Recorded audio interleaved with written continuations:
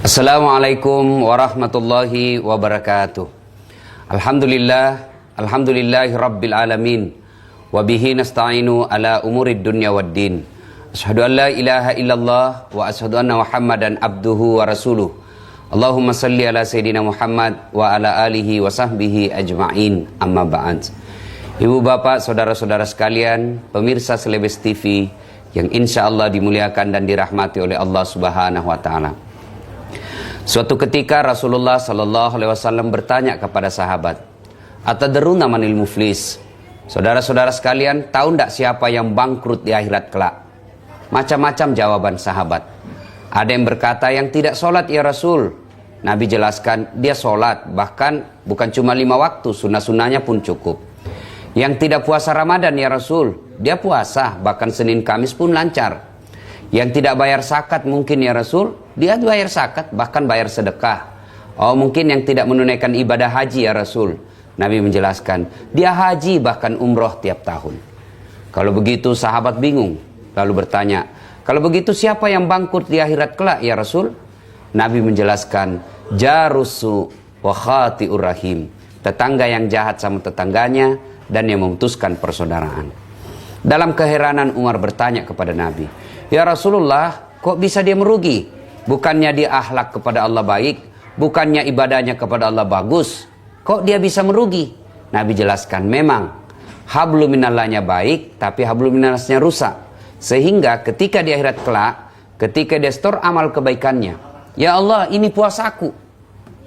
Datang tetangganya, tunggu dulu Tuhan, saya pernah bertetangga di Makassar. Mentang-mentang dia pejabat, dia ambil tanahku 1 jengkal. Akhirnya saya tidak punya got. Sehingga setiap hujan pasti banjir rumahku. 10 tahun saya kebanjiran terus. Ya Allah, hari ini saya minta keadilan. Allah katakan, ya sudah, kalau begitu ambil zakatnya. Selesai bayar zakat, dia store lagi sholatnya. Ya Allah, ini sholatku. Datang lagi tetangganya. Tuhan, tunggu dulu. Saya juga pernah difitnah. Katanya anakku yang lurus rambutnya bukan anaknya suamiku. Karena suamiku keriting rambutnya. Dia tidak tahu anaknya lurus rambutnya karena sudah rebonding. Ya Allah, gara-gara fitnahnya 1 kampung benci saya ya Allah. Allah katakan, ya sudah, ambil sholatnya. Dia setor lagi zakatnya. Ya Allah, ini zakatku. Datang lagi tetangganya. Tunggu dulu Tuhan, saya juga pernah difitnah. Katanya mobilku hasil korupsi. Gara-gara fitnahnya 1 kampung benci saya. Saya minta keadilan ya Allah. Allah katakan, ya sudah, ambil zakatnya.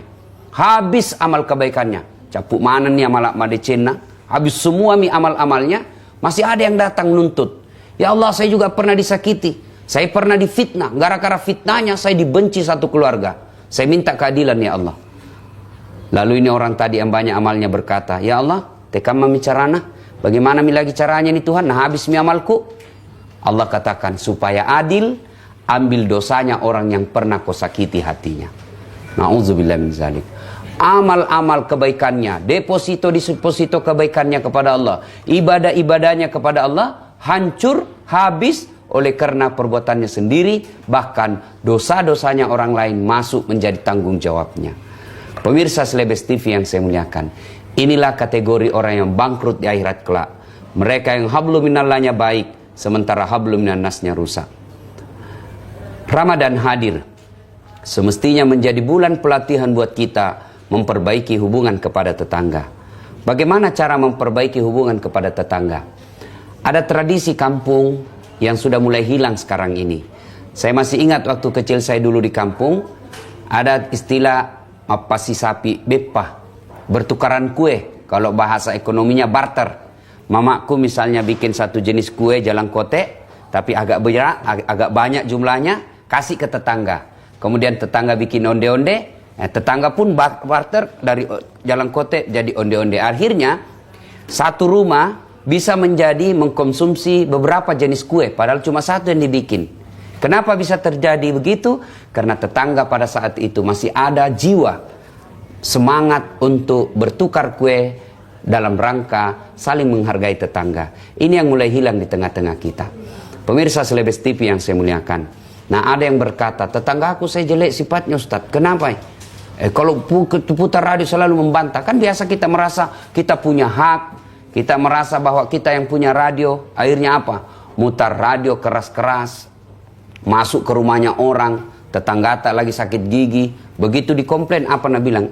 Saya punya rumah, saya punya radio. Tetangga juga bisa komplain. Radio, rumah-rumahku, pintu-pintuku, telinga-telingaku. Kenapa masuk suara radiomu masuk telingaku? Kan bisa jadi seperti ini. Kita bertengkar gara-gara tidak ada pengertian. Ramadan lahir untuk memperbaiki hubungan kepada sesama manusia. Tetangga adalah keluarga paling terdekat di antara kita. Rumah kebakaran tentu bukan saudara kita yang ada di kampung orang pertama yang datang menolong kita. Ketika kita ada musibah, tentu tetanggalah orang pertama yang akan hadir memberikan bantuan. Oleh karena itu, kita ingatkan kembali orang-orang yang merugi di akhirat kelak. Rasulullah menjelaskan, jarusu wa khati'ur rahim. Tetangga yang jahat sama tetangganya dan yang memutuskan tali persaudaraan. Mudah-mudahan Ramadan kali ini hadir untuk memperbaiki jalinan silaturahmi, jalinan persaudaraan di antara tetangga-tetangga kita. Tidak ada lagi egoisme di antara bertetangga. Tidak ada lagi sifat-sifat kecemburuan di antara tetangga. Ramadan mestinya kita lahirkan, kita jadikan sebagai sarana memperbaiki hubungan kepada tetangga. Demikian, semoga ada manfaat. Saya Das'at Latif untuk Slebes TV. Assalamualaikum warahmatullahi wabarakatuh.